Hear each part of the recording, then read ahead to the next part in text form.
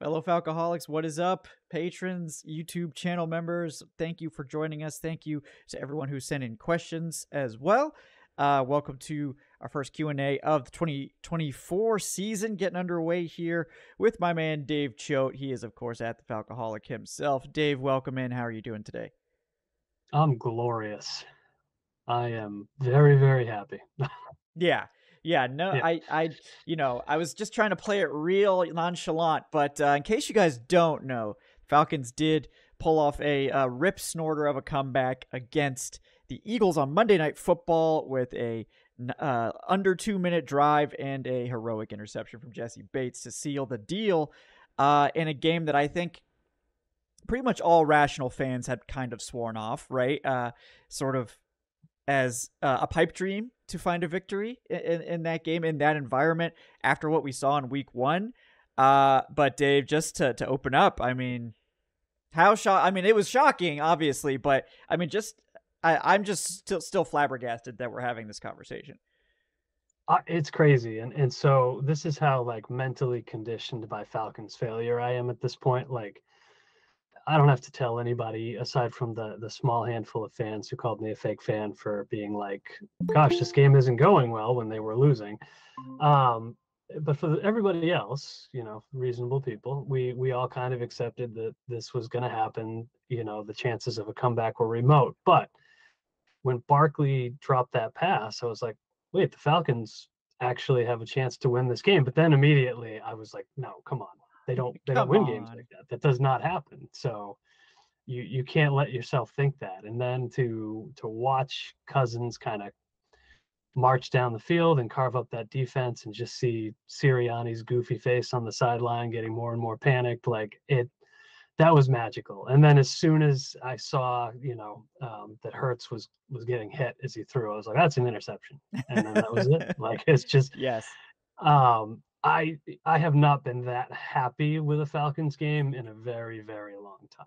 There've been a Yeah. few good wins along the way the last few years, but that was pretty special. Yeah, absolutely fantastic stuff. It's fun to go back and just like listen to the sort of dumbfounded reactions of the announcers to this whole event.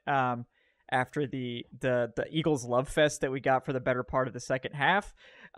So there was definitely some of that going on, but we got past it, and it was also fun, of course, to watch Matt Ryan get to watch the Falcons do that with the Manning brothers on the Manning cast. That was a far superior experience to the broadcast. I wish I had switched over, but definitely a shocking and a welcome surprise for the Falcons here. And joining us also Tre'Shon Diaz. He's at Tre'Shon.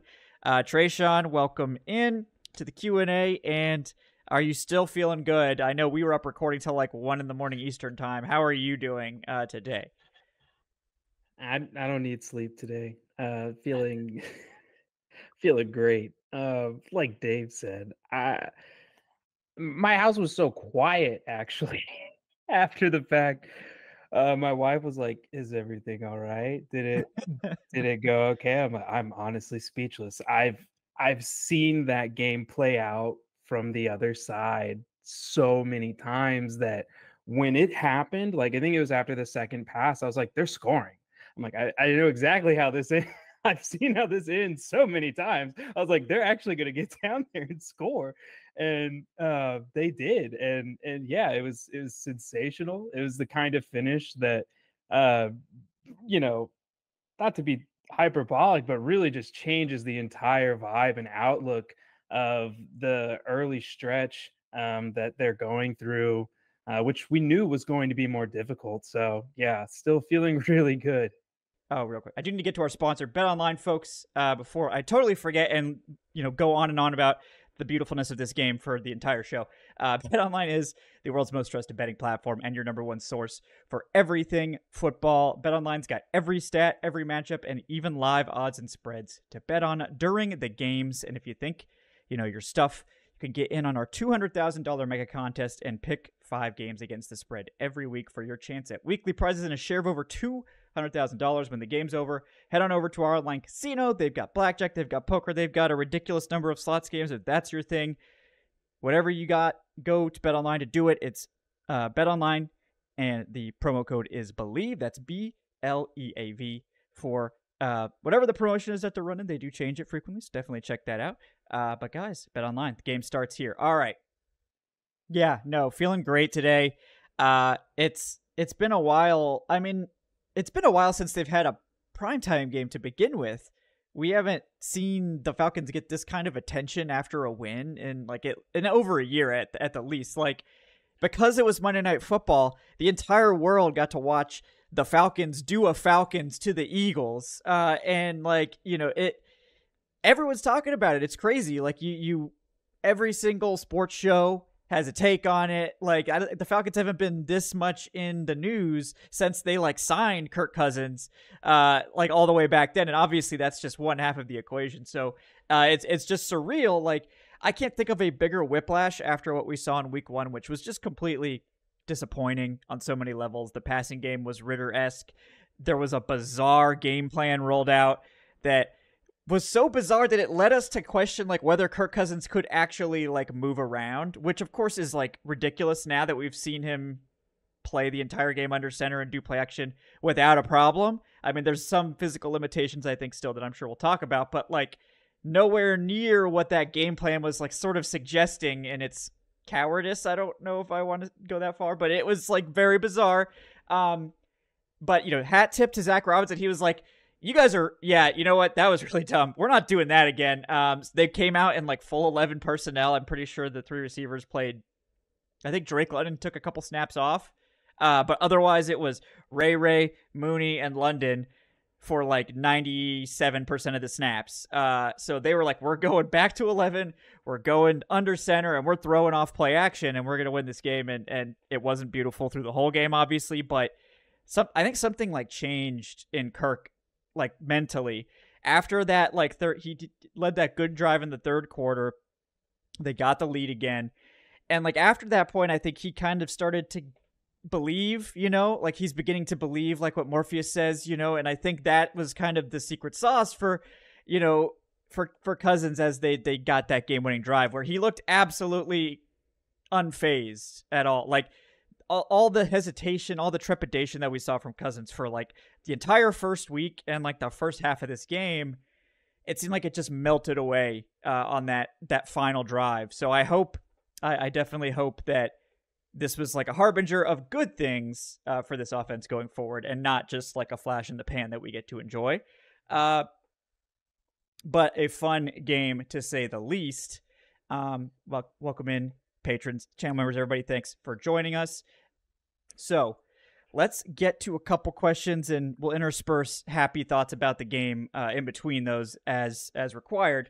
I know we had one from Mad Tom K on the Discord. Thanks, Mad. He says, considering how Troy Andersen's play has been up and down this season, how confident are you guys that his development is going in the right direction? Dave, I'll let you get the first crack at this one. How do you feel about Troy Andersen over 2 games? Still a work in progress, right? Like I think it certainly seemed to me in week 1 that we were seeing a little bit of an Andersen-Landman split based on what they were asking, Andersen and Landman to do. Landman is obviously, I think, a more polished, refined, capable run defender at this stage of his career than Andersen is. They trust Andersen a little bit more in coverage, or a lot of bit more. But removing Landman from the picture really forced Andersen to be a full-time player. And I think we saw it against the Eagles. All the physical tools are there. The instincts and the tackling to be like a plus run defender, that's the part that's still very much a work in progress to me. So, he's not at the point where he's elite at anything. But you can see the ability, you can see the moments, the flashes of this. With Landman being on the shelf for a while, they're not going to rush JD Bertrand into like a rotation with him. He's just going to have to develop on the fly and become a more useful run defender, because I think we saw against the Eagles and the Falcons are getting a little bit of a break in the next few weeks with the Chiefs having injuries. Alvin Kamara's good still, but he is aging. I don't think he's going to score 4 touchdowns every week. And the Buccaneers, until they hand it over to Bucky Irving, are not, yet a totally fearsome rushing attack. So there's some time for him to develop that, get more comfortable. We forget that he's coming off a significant injury, missed most of last year too, maybe. But to me, to go all the way back to what I said at the beginning, yeah, work in progress. Like there's some good things, but there's a lot of work to be done to become the caliber of player the Falcons want him to be. Yeah, I agree with that, definitely, over the first two games. And Tre'Shon, what do you think about what we've seen from Troy Andersen thus far? Yeah, I think just to build off Dave's point, I mean, that was Troy Anderson's ninth game starting at linebacker. So just kind of putting it all into perspective, like it's definitely a work in progress. But to be clear, no linebacker had a good game last night. Caden Ellis had the exact same problems that Troy Andersen had, and we saw that last year, and that's because Nate Landman is the run defending linebacker of this team. He's that's just what he does. He has those instincts that Dave talked about. He's able to go through his keys at a faster speed than the other two linebackers. So him being gone definitely hurt. This was a game where you definitely would have expected to see a big uptick of Landman playing. I was anticipating him and Troy to be together a lot for this one, just because Landman is so good at taking on those blockers and doing a lot of the dirty work that then frees up Ellis or Andersen when they're playing alongside of him. The defensive line also didn't do a great job of penetrating last night, and the linebackers were reached often and early on plays. So I think looking at everything that happened, Troy definitely had a disappointing game. Saquon Barkley kind of does that to everybody. The Eagles' run offense is going to be one of the better ones we see, I think, this year. And so knowing that they're kind of taking these lumps early and taking it against good talent and a good running team makes me feel better overall about things moving forward. So hopefully they can learn from this and be able to pick things up and move forward, because Landman is going to at least be out for the next 3 games, so they're going to have to improve. But I'm not hitting the panic button or worried about Andersen just yet. There's still time. He's still young. Yeah, I think the Eagles. I totally agree. The Eagles are probably going to challenge for the number one rushing offense in the NFL. I think clearly under Kellen Moore, they're more willing to incorporate Hurts in the run game than the team was last year, which is crazy because that's one of Hurts' best abilities, and it was on full display last night. This is a uniquely difficult run game for linebackers. It just is, and the Eagles have arguably the best offensive line in the NFL. So you're like the defensive line's probably not going to get as much push as they would against a worse offensive line. And that leads to the linebackers having to be elite and having to take on blocks. And it's just bad timing that the Falcons were down their number one run defender linebacker and Nate Landman, who actually stopped the tush push against Justin Fields. He would have been nice to have tonight. Not that that would have necessarily helped, but I'm sure it wouldn't have hurt.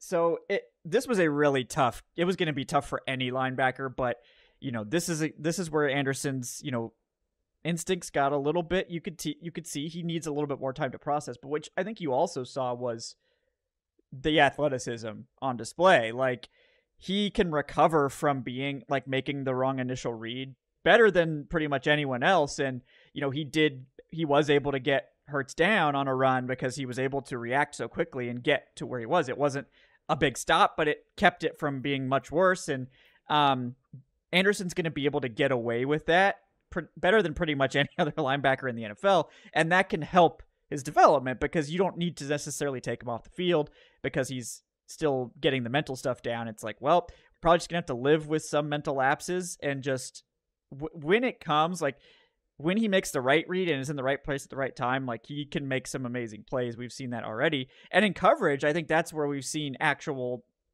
measurable strides, I think. He's been good in coverage the last 2 games. And I think that is a big part of what he brings too. If he can take a big step forward in coverage and he's a little bit of a work in progress against the run, I think that is definitely enough to get him on the field. But I think, also what you were saying, I think we can afford to give him a little bit more time. And he's not going to be asked to cover the ridiculous complexity of that type of run game again for a really long time. And like KC, like the Falcons are probably catching a break there with Pacheco going down. And, will Kareem Hunt even be like ready to play? We'll see. He also hasn't played particularly well any of the last couple of years.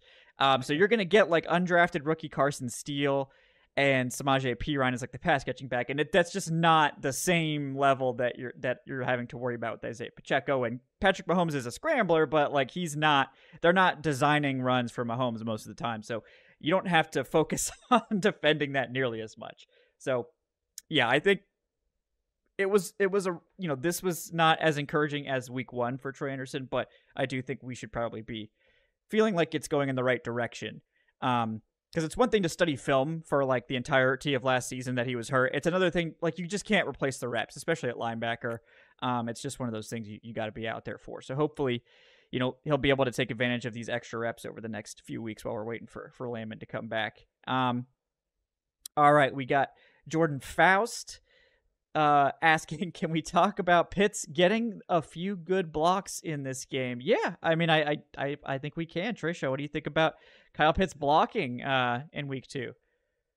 Yeah, more than a few. I think Kyle Pitts had like a pros pro kind of game last night. When you go back and look at the stat sheet, fans are obviously going to be disappointed in not seeing, a lot of numbers or, anything, like that. But, going back to that game winning drive, the lunge for the first down, so smart. Just good situational awareness, understanding where he is, taking the pressure off the offense, not even making them worry about 2nd and 1 or whatever. And then just his ability to match up. And this was the best blocking game, I think, of his career. There's a play where he completely stonewalls Brandon Graham all on his own, and Graham does eventually cause some pressure, but that's after about 3+ seconds of Pitts completely shutting him out. And so it was very promising to see Kyle Pitts show up. I know we had a ton of family members in the stands, and I'm sure he was hoping to get some touchdowns instead of some pancakes, but hey, those pancakes were the difference maker yesterday, and the Falcons were ripping off. Bijan was averaging about almost 9 a carry, and then Algier was above 6 himself. And that's what matters, is chipping in and being able to do, whatever it is you can to help this team win. And, that's all we can ask Pitts to do. Yeah. Yeah. No, I think that's absolutely correct. Like that we saw a good game from Kyle Pitts, and like there could be a lot of mouths to feed in this offense. I think when you talk about Bijan Robinson and Drake London and Pitts, it's like, those like Pitts is probably the third guy, like in theory. Obviously the team really likes Darnell Mooney, and I think last night like showed you what they want to see from Darnell Mooney, which is he's going to be the guy that is going to be the dynamic yards after catch guy and the guy that's supposed to take the top off the defense. Kirk Cousins wasn't really willing to throw that ball until, the last sort of quarter and a half of this game. But if he's willing to throw that ball, obviously Darnell Mooney is a lot more important.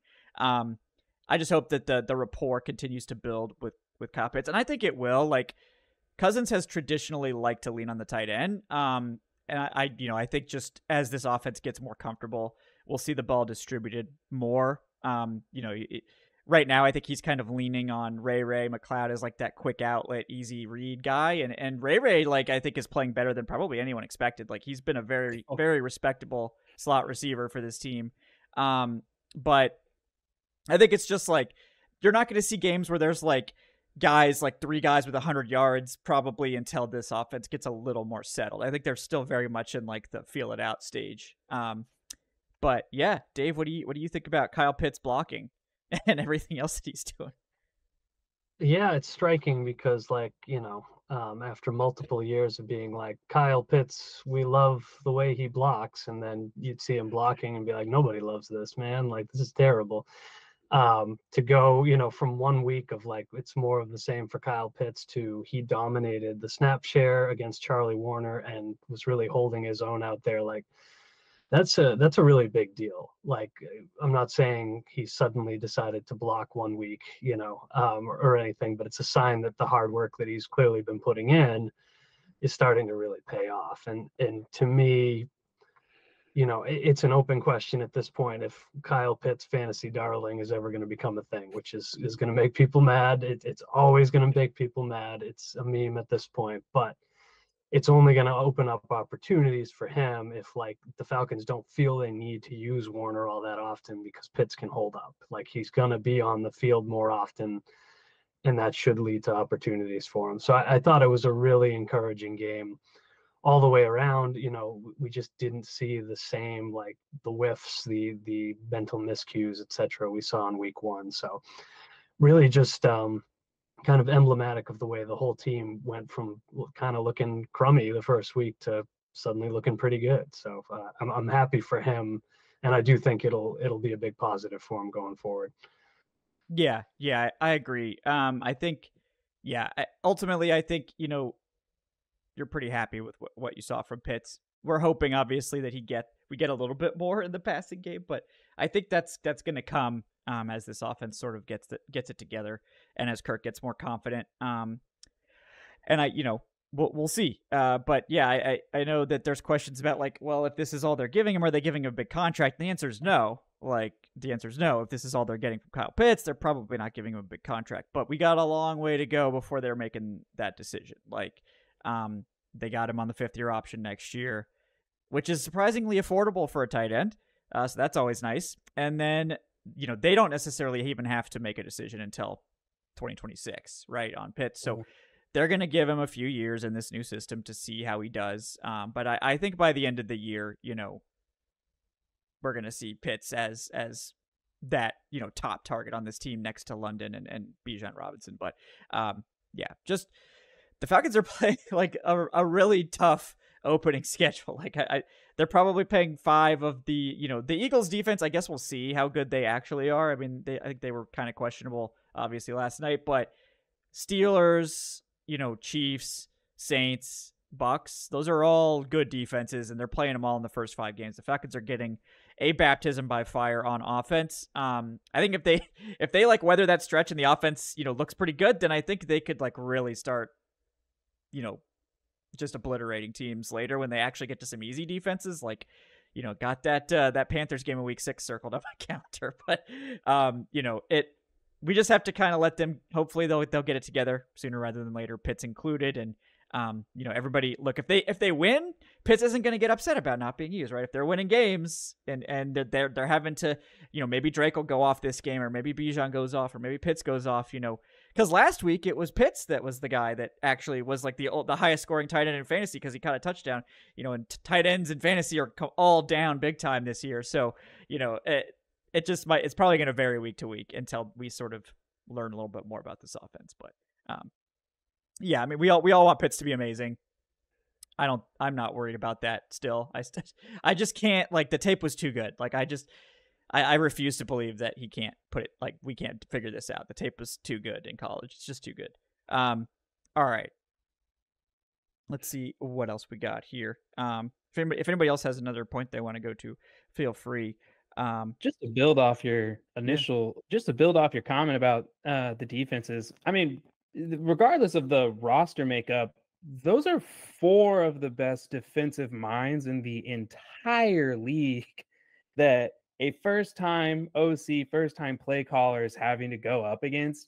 I mean, last night they talked about Fangio being in his 21st season and this being Zach Robinson's first season. So he's got to go up against Spags. He had to take on Tomlin week 1, and then he's going to have to see, Todd Bowles twice this year. So, the Falcons are definitely getting some really good, I think, experience from having these difficult matchups and from having to go up against these pesky defensive coordinators who will throw out all different types of looks, throw all different kinds of blitz packages, stunts, and, everything at you, and kind of see what can you do, how can you handle it.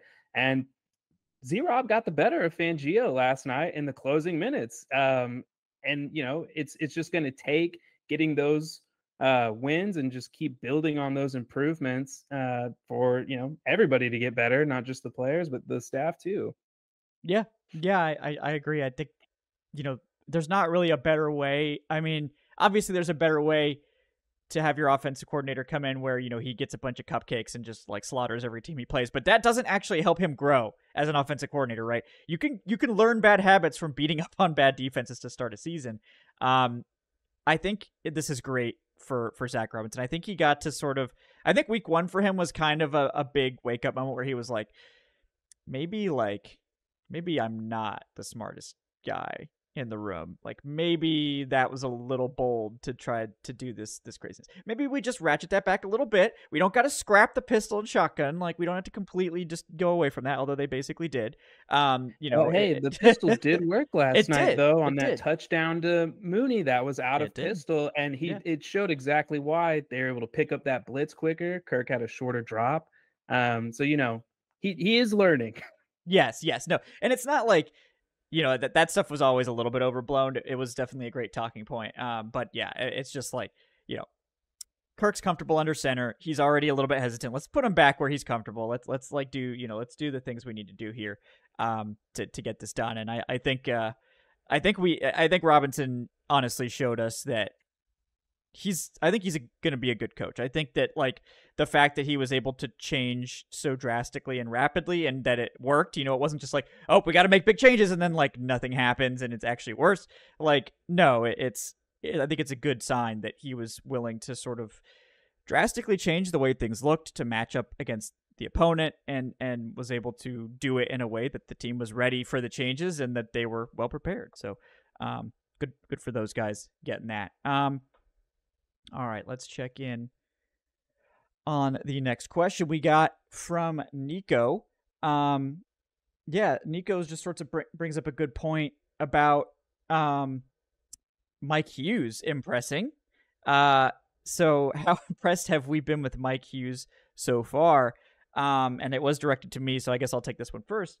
I mean, I think Mike Hughes has done absolutely everything you could have asked from him. I think he's looked just like extremely confident playing outside. He just never looked like that in the slot. I think he's just an outside corner. I think we saw him play like 500 snaps outside in Kansas City back in 2021. It was the best he's looked as a corner in the NFL in his entire career. Yes, he had a bad game against Gabe Davis in the playoffs.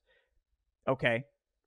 Corner's going to have bad games. Like, I'm sorry to tell you this if this is a new thing for a lot of people.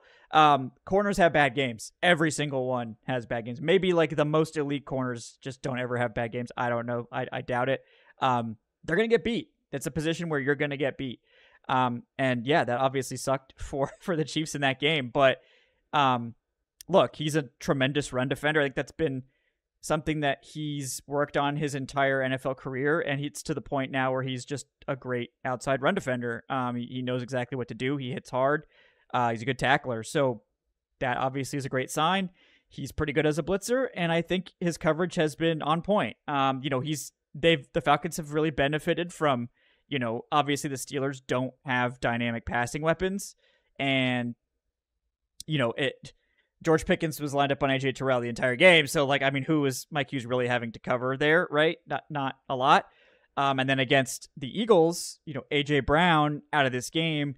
So the Falcons can kind of have Terrell shadow Devontae Smith more. He did have to cover Devontae Smith a bit.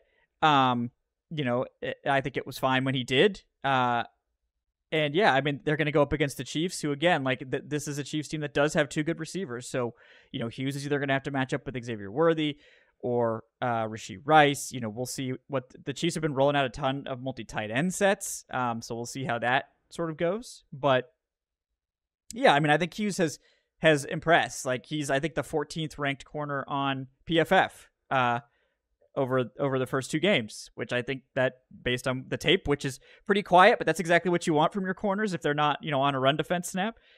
Pretty good stuff. So yeah, UCF legend Mike Hughes doing good. What do you think, Dave? Yeah, I think, the real test is coming. I think you mentioned it. Like, I have some small nightmares about Rashee Rice working against Mike Hughes. But We'll see. We'll see how that goes. But I do think it's been an impressive start to the season for him. I think he is as advertised as a run defender, and the fact that the Falcons threatened us with but have not had him on kickoffs and punt returns has made me a happy man. Like that was maybe my greatest fear coming into the season. I saw that depth chart, Raheem. But yeah, I think he's been better than I would have expected him to be.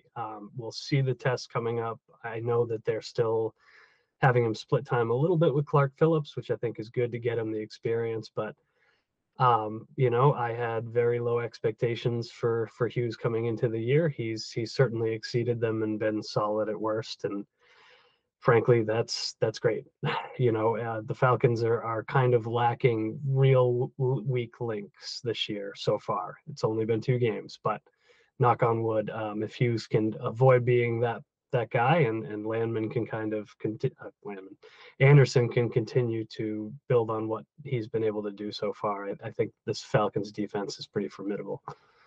Yeah, no, definitely. I've been very impressed. UCF legend and Tre'Shon. I don't know if you got the question, but it was how are we feeling about Mike Hughes through the first 2 games?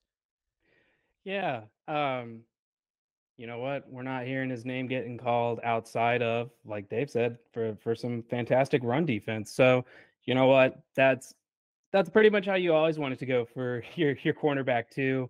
You don't ever really want to hear their name, and you hope you don't have to too often. So I'm a little nervous about Xavier Worthy and Rashee Rice. Um, Next week, but hey, everybody is liable to beat you at some point. Like you said, Kevin, corners get beat. It is what it is. As long as those plays are, minimized and we're not, looking around and worried about something like that happening every single time that Hughes and the defense goes out there, then you know what, we're going to be all right. So, you know what, Mike Hughes, I'm very, very happy that you've proven almost everybody wrong so far, and I hope you continue to do so, because if he can, then like Dave said, that was the biggest hole that most people were identifying coming into the season, and you've now turned it into something that is you feel comfortable about in pretty much most of the games that you have to play in. So that's a really good sign for the team, because cornerback 2 was something that they were getting hammered for all off season. Yeah, and obviously, he has yet to be tested in a big way. That we will get some answers, I think, to that on Sunday Night Football, when he's going to have his hands full with that matchup. The whole defense is, I think the Eagles' offense is like uniquely challenging to stop, but it's definitely more of a difficult because of the run game, with some with the passing game not having AJ Brown a lot easier than it could have been. The Chiefs are another thing, right? The Chiefs are another thing entirely, where you just have to be kind of flexible, because they will. Your defense just has to be on point, because Mahomes will just find people open even if the play breaks. So everyone has to just be playing their ass off, because it's just, you don't know where it's going to come from. You don't know exactly what's going to happen. Andy Reid's going to pull out some crazy shit. I think obviously losing their number one runner is going to be a big loss for Kansas City. They're going to have to try to make it work. But losing that presence in the run game could make things a little simpler for the Falcons. But yeah, I mean, at this point, we will have to see how that goes, because it's looking a little scary defensively. But the Falcons' defense through 2 games, very good. Again, the Steelers game, probably an easier matchup than either of the next 2. But the way they did enough, absolutely, against Philadelphia, which I think, again, we'll look back at the end of the season as this being a top 5 offense, and really being impressed with the Falcons doing what they needed to do defensively in this one. Yeah, I know. I don't know if this was technically a question from Nico on the Discord, but I thought it was a good topic. Which he was saying, so far Terry's free agent signings are crushing it, and the draft picks are not crushing it, I think, is the generous interpretation. So, Tre'Shon, what do you think about that? I mean, I know we talked about it a lot after the draft, that it seemed to be a very, very, very, very, very future focused draft. With Rook being that way, obviously Penix being that way. The one guy you figured maybe would have been the instant impact guy, and Braylon Trice, is out for the season before we even play week 1. So that's going to make it look even worse, obviously. But what do you make of this thing? They've had Rook and Dorless benched and inactive for the first 2 games. How do you feel about what's going on with this rookie class? Well, one, I think we're really downplaying how well Penix is holding the clipboard just to start off. Elite, yeah. But I don't think he's really getting enough credit for what he's doing there. But unfortunately, this kind of looked like it was always going to be the case after draft night. I thought that maybe Dorless, maybe Rook could push, a couple of guys that were already on the roster, maybe be able to, steal some snaps. But I mean, so far it's pretty clear that, the guys that they have are good enough to get the job done, and that those rookies are going to be on the back burner for a while, or, at least until it's proven that, they need to make some changes, or, if something unfortunate like injury were to happen. So, when looking at Rook and Dorless, I think, obviously you want to see a second round pick making contributions. I do think it's a little frustrating. It's one of those things where it's like, I'm probably going to at least have him active just because this is my second round pick. And I'm of the belief that reps are the greatest educator. So, it's really good and, cool and everything that they're able to slow play, these guys' development a bit and not feel like they have to rush them. But at the same time, I think getting real play time goes hand in hand with development. So, Casey Washington got called up last night. We didn't see him at all. JD Bertrand, his name was called for the wrong reason with a penalty on special teams. You don't really like seeing that. And it doesn't appear that the team is very confident in his ability to play the linebacker position at this stage either. Last night was one of those games where it's kind of like, Andersen was having a little bit of a rough go, but they didn't turn to Bertrand in those moments. And we just added another linebacker to the practice squad. So it is disappointing. But the Falcons are 1-1. And, I think so far they're showing that even though this draft may not be giving instant returns, that their method so far is fine. And that, as long as they can keep performing the way they did last night, nobody's going to be as upset with the lack of rookies playing as they would be if this team were losing week after week after week. Yeah, I totally agree with that. It's been a developing situation that I think it was. I think ever since we saw the draft, the writing was on the wall for this class, maybe. But I do want to get Dave's take too. What do you think about sort of the controversy, I guess, surrounding the lack of snaps for this Falcons rookie class? Yeah, it's really interesting to me too, because Raheem Morris and Jimmy Lake obviously came from a Rams defense that was hyper reliant on young guys to fill holes. And it was pretty clear that they didn't want to repeat that in Atlanta, which is interesting in and of itself. After they drafted 3 young defensive linemen, and you have 2 inactives and a guy on the practice squad. I do think this is, I'm not going to tell you that everybody's progressing the way they want. Maybe that's a factor. We don't really know. But I do feel like it's a conscious decision to say, we're going to bring these guys along at the pace we want to because we can afford to. I thought it was striking that, you take Casey Washington, he was active, didn't play. Only the Falcons' top 3 receivers got any snaps on offense.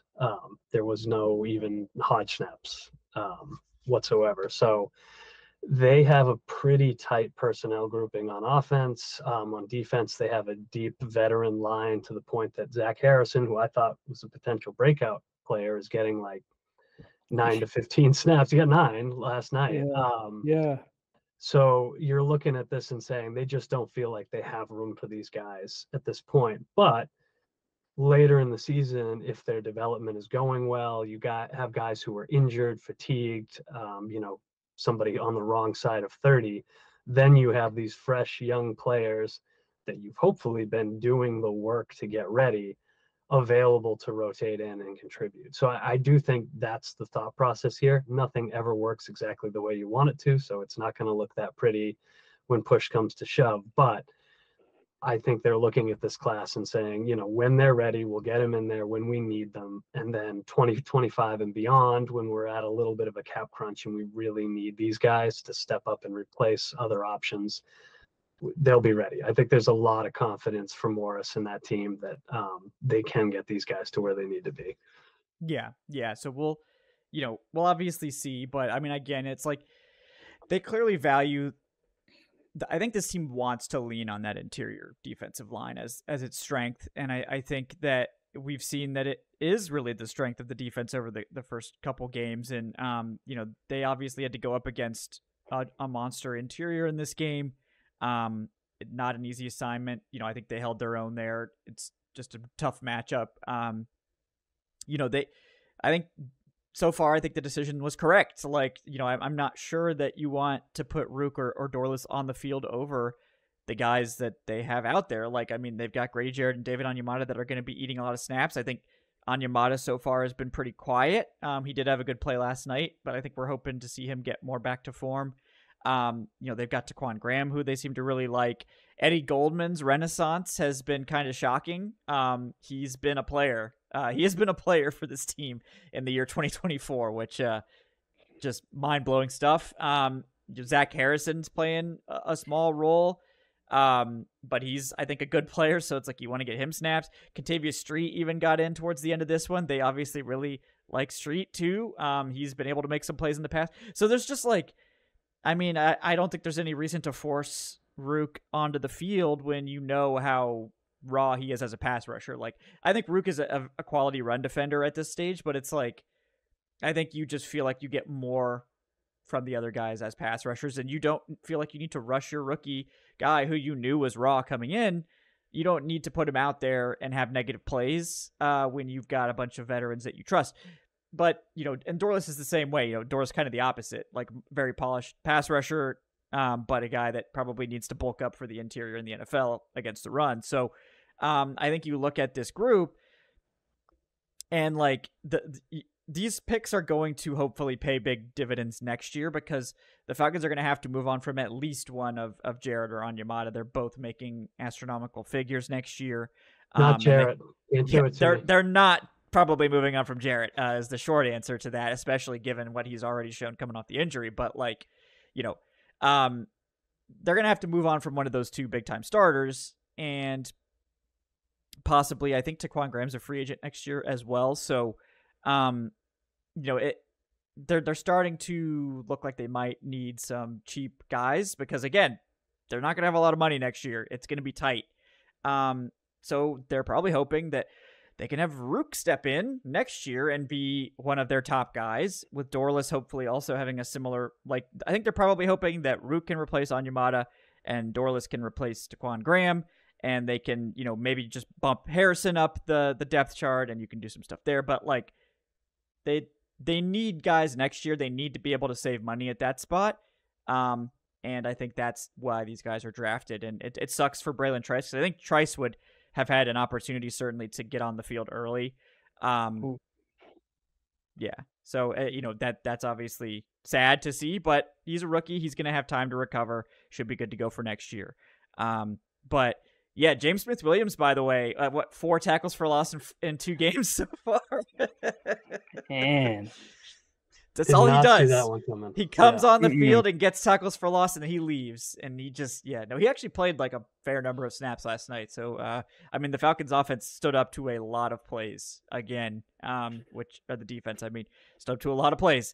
So yeah, good stuff there from James Smith-Williams. Big shout out. One thing that I did want to add quickly is that, and I know what the reaction to this is going to be, I think we should prepare ourselves to see Dorless active before Rook. Just because I can see them needing what he offers earlier. So I expect that to be a big debate point, but I don't think anybody should be surprised when that happens. Yeah. I think as soon as Dorless gets his body like where he needs to be, because I think he probably needed to add like 10 pounds. And like, I don't know how many he's added since he got to Atlanta, probably some, but he needs to get up to 300. I think he was more like 285. So I think he was probably closer to 290 in camp, but it takes time to build good weight. So it might take a while, but I'm sure, hopefully he's in there trying to crush the weight room and all that stuff. So he can be ready to come in, because you got to be 300 in the NFL to be able to survive inside. Zach Harrison also is a guy that had to put on that weight. It did, it probably took him all off season, to get up to the weight he is now. So, I think I'm just so unconcerned about the defensive interior that it's like, well, if those guys aren't going to start out playing, it's because the guys in front of them are so good. And the whole draft was just completely future focused, really, other than Braylon Trice. And that seems like maybe that's what Fontenot wants to do here. I think maybe it was Smith and the pressures they felt, with the way the team was, like they needed more instant impact from their classes. But here they had the free agency money to spend. They spent on a lot of guys. They're looking now for the draft to maybe be a source of like future. So they're willing to take more of these gambles on these raw guys that need time. And lots of teams do that. Like the Ravens are famous for that, right? They draft a lot of guys that don't play the first year. They come in the second year, they look great, and the cycle continues. They keep they keep saving money against the cap because they got next man up everywhere. Now maybe the 0-2 version of the Ravens right now, not the team to ape, but they're probably not as bad as that all seems. But all right, last one we're gonna get to here. We got Nico with do you think the Saints are legit? Because that wasn't in my script. Yeah, I mean, the Saints are I think they're starting to become a concern. I think that Dallas is probably way worse than anyone thinks. I think it was so, like, I think that people were just so ready to like just ignore the offseason they had, where it was like this team like didn't really do anything in free agency, and like they're like dicking around with their top players in free agency, and the vibes are really bad. And then they came out and won big against like the Browns, which maybe don't take that too seriously, in week 1. And everyone's like, oh, the Cowboys are back. They're good. The defense is going to be great. The offense is going to be great. This is going to be a contender. And then like, they get just buzzsawed by the Saints in week 2. They look totally unprepared. They can't get any pressure, which they had trouble. They got pressure against the Browns in week 1. The Browns have no offensive tackles on the roster, I'm pretty sure. Like, I think they have 4 tackles on IR or something like that. So, maybe don't look too much into that performance. But yeah, I mean, the Saints have put up the second most points in NFL history through 2 weeks. You can't just ignore that. You can definitely see that one of them was against the Carolina Panthers, who may not win a game this season, and take that game with a grain of salt. I think the Cowboys game is a bit more real. So we'll have to see what happens. I mean, I think they got to play the Eagles this week, right? So we'll see how they look. The Eagles are not an easy out. So yeah. But Dave, you got some Saints takes. I know this isn't what people usually come here for, but yeah. Oh, I always have Saints takes. They're never positive. Yeah. Yeah, I think you got to go sample size here, right? Like this, clearly they're going to be better than expected, which is annoying, and we have to mentally prepare ourselves for that. But you have an entire career for Derek Carr. You have where Alvin Kamara has been in recent years with his health and effectiveness. You have known concerns with how this team closes out games that are close, etc. Like, they are blitzing the league right now. Obviously, they found a working formula. I think it's fair to suggest that this is probably the high watermark for them. Maybe they have another game or two like that. I hope it doesn't come against us. But I don't think over the course of the season they're going to have a record-breaking offense. I just don't think it's that clean and simple. I think they're surprising teams with what they're doing. Clearly, they're better than we think, but I think they're going to settle somewhere well south of here for the season. Offensively, defensively, they're still, a good team, so that's a problem. But I tend to think this is a little bit of a mirage, in the sense that they're like going to top out as a borderline NFC contender, NFC South hopeful, certainly, given, the Bucs and the Falcons are flawed too, but it's not going to be reaching the end of the year and Clinton Kubiak is the next head coach of maybe the Bears. I just don't think we're going to get there. Yeah. No, it's an interesting one. I do agree. Like I don't think they're like as dominant as this, and I think the thing to keep in mind here is, again, you do look at who they played, and I think they got some uniquely good matchups for them based on what they want to do. They got the Carolina Panthers, who lost Derek Brown almost immediately and are just god awful. I'm sorry, like that team is so bad. Andy Dalton is not fixing their problems. He's gonna get sacked just as many times as Bryce Young. Will it be like a little bit better looking? Probably, but like look at that roster and tell me that Andy Dalton is coming to the rescue. I just don't believe it. So they got to have that in week 1. And the Panthers traded away their best defensive player. Like they lost Derek Brown, their other best defensive player. They're not going to be able to do it on defense. So that's a big problem. And then you see them go up against Dallas. And I think a lot of people were like, oh, well, Dallas is good. Dallas probably has like the worst interior defensive line in the NFL. Like they're like signing like 35-year-old veterans off the street to like fill up their defense. Like they are quite bad. They do have 2 good edge rushers. So, obviously I think that Talisi Fuaga looks legit. I mean, it's a miracle. And it's a miracle that Trevor Penning hasn't been bad, but again, it's also the competition.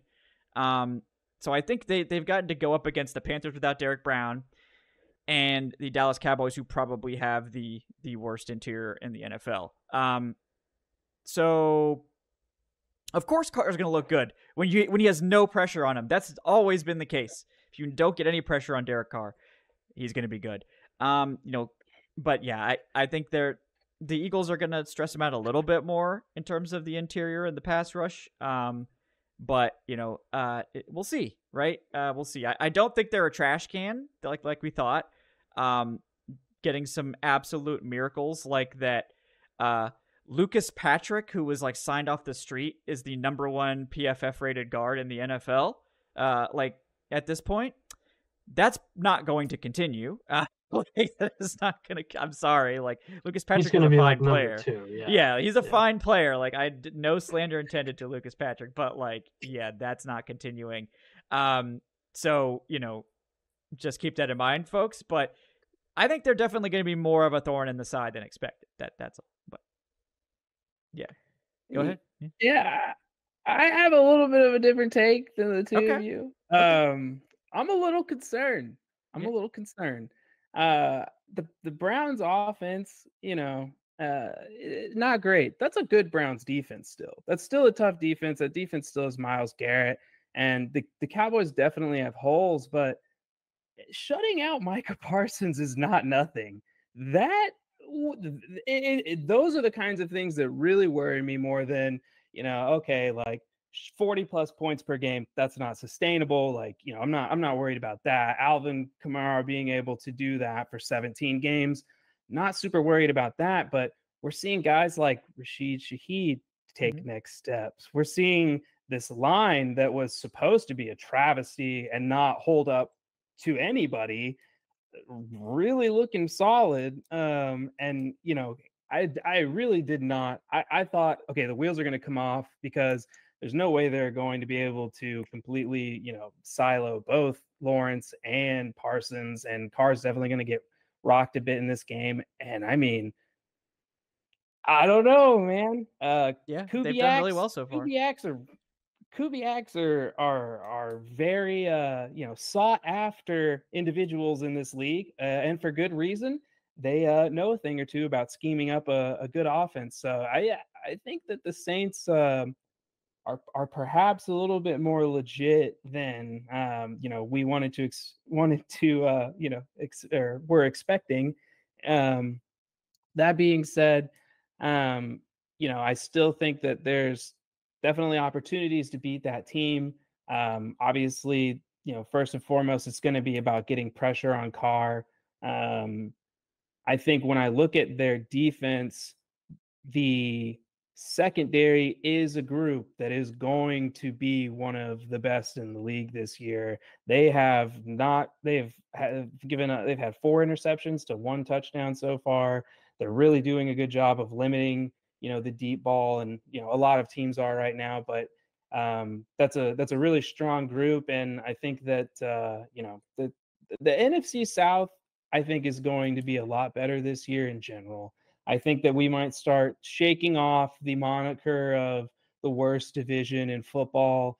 Three, and it's preseason, or rankings and whatnot. 3 Super Bowl, caliber teams, 3 favorites, 3 NFC championship, contenders were taken down by the lowly NFC South this past week. So it could be a changing of the guard happening or something going on. But I think the whole division has raised up this year after years of, mediocrity.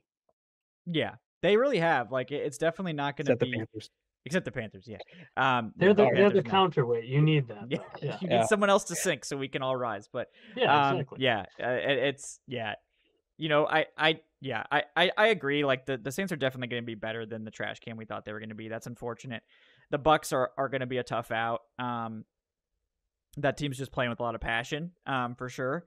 I think that as teams, like, people didn't know what to expect at all from this Kubiak offense in New Orleans. And to their credit, they've shredded teams with it. By the time it gets to week 4 and we've got 3 games of tape on it, I think the Falcons will be able to come up with more of a functional game plan because there's now actual tape on this offense. And that's a trend we see with basically all new offenses, right? If they're, a lot of teams start really fast, and then in October things start to slow down because teams got the tape now. So, that Saints offense, I think, is going to be better than expected. We'll see if teams that have a bit more juice on the defensive line, the whole defensive line, not just, I credit to Fuaga for shutting down Micah Parsons and all that stuff. No taking away there. But yeah, I mean, you got to get pressure on Carr. If you do, he folds. We know that. So we'll see if any other teams can have success doing that. I'm sure the Falcons will want to. But one thing the Saints defense hasn't had to do is stop the run. They played the Cowboys run game is they're playing their Ezekiel Elliott is their starting running back. Yeah, I'm like, oh, I don't know what to say. I don't know what to say about that. And the Panthers are the Panthers. Like, they can't even attempt to run the football. So I think that is one area where we could see the Saints defense struggle. They were nowhere near as good against the run last year as they've been in the past. So they may find that they have more difficulty with teams that actually can run the ball. That is someplace they haven't yet been tested. So we'll see if that does come back to bite them in the next couple of weeks, because they got to play the Eagles. So they're about to get a run game coming at them. That's for sure. So we'll see if they can handle that. But yeah, that game definitely looks more interesting than it did a little while ago. And the Falcons, thank God the Falcons beat the Eagles, because if you are going into New Orleans 0-3 with the Saints like possibly being like 2-1 or 3-0, like, that's not a good situation for you. That is not a good situation. You don't want that. So glad they got a really critical win against an NFC playoff opponent, more than likely. That tiebreaker could be pretty significant down the stretch. So we'll continue to monitor that. But thanks again to everyone for joining us here for our week 2 Q&A. Thanks to all the patrons for coming out. Thanks to the YouTube channel members. Really appreciate you guys. Everyone else, if you want to get in on the next one of these, you can join us on YouTube. You can join us on Patreon. It's patreon.com/Falcoholic Live. Please like, subscribe, all that good stuff. Leave us a 5-star review in your podcast platform of choice. Before we head out, of course, want to thank Tre'Shon for joining us. He's at Tre'Shon on the Twitters. Tre'Shon, anything you want to plug before we sign off? No, nothing. There's going to be positive Falcons content this week. Go absorb it. Drink it all up. Take it all in. You never know if you'll get it again. So just enjoy this week. Enjoy the win. Because you just don't get to experience many games like the one last night. So there's tons of things to look at and improve on, but you should really be happy and enjoy it, and make sure you enjoy that W today. Yeah, definitely enjoy it this week. I mean, like, even if the Falcons have a good season, they might not have another win as like delicious as this one. Like, this was a true monster game. So, you just enjoy this as much as possible, because it could be a long season, or it could be a good season, but still enjoy it, because, there's no reason not to. So, Also, thanks, of course, to Dave Choate for joining us at the Falcoholic himself. Dave, anything you want to add before we wrap up tonight? No, I'm gonna be trying to get some sleep because these night games, when I started like 18 years ago, it was a lot easier to bounce back the next morning. So, but winning will carry the day, and we're previewing the Chiefs matchup, which I suddenly feel at least much better about. So yeah, like Tre'Shon said, look for the positive content this week, look for the game previews, and we'll do another primetime game somehow after 3 years of not really having one back-to-back weeks. It's wild. Yeah, no, another primetime game coming up next week, so looking forward to that. You guys can also join us on Wednesday night for the next Falcoholic Live. So looking forward to that. Of course, we'll have another game preview coming your way later this week as we get geared up for Kansas City coming to town. In a game that, still expect to lose this game, but I think hope has definitely been kindled for this fan base, and that they're going to be at home. Kansas City has looked somewhat fallible the last couple of weeks. It is Kansas City. They've found ways to win, but they probably should have lost that game to the Bengals last week. And they weren't, nearly as dominant as they could have been. I guess maybe we'll see how good the Ravens actually are. But again, they've been challenged the last 2 weeks. They haven't looked like they've been firing on all cylinders or were unbeatable. We don't really know how good the Falcons are because the whiplash from week 1 to week 2 is so severe. Like, it's probably going to settle somewhere in the middle. And obviously, week 2 was just kind of scratching the surface, hopefully, of what they could do, because offensively, there's still a lot of problems, especially the first half of that game. But strong finish. We'll hope they can turn this positive momentum into something here, even if they don't get the win against Kansas City. If they can go out there and look respectable again, show that they belong on the same field with those guys, I think we're gonna come out of that game, win or lose, feeling pretty good. So we'll see. Obviously, getting the win in week 2 makes this a lot easier to handle, because otherwise we were looking at 0-3 and some serious depression to dig out of 3 weeks into the season, which nobody wants that. Nobody wants that. That's miserable. So thank God we don't have to deal with that. But guys, thank you so much for joining us today. We'll see you next time on Falcoholic Live and the Dirty Birds and Brews podcast. Until then, have a great night, folks. See you tomorrow.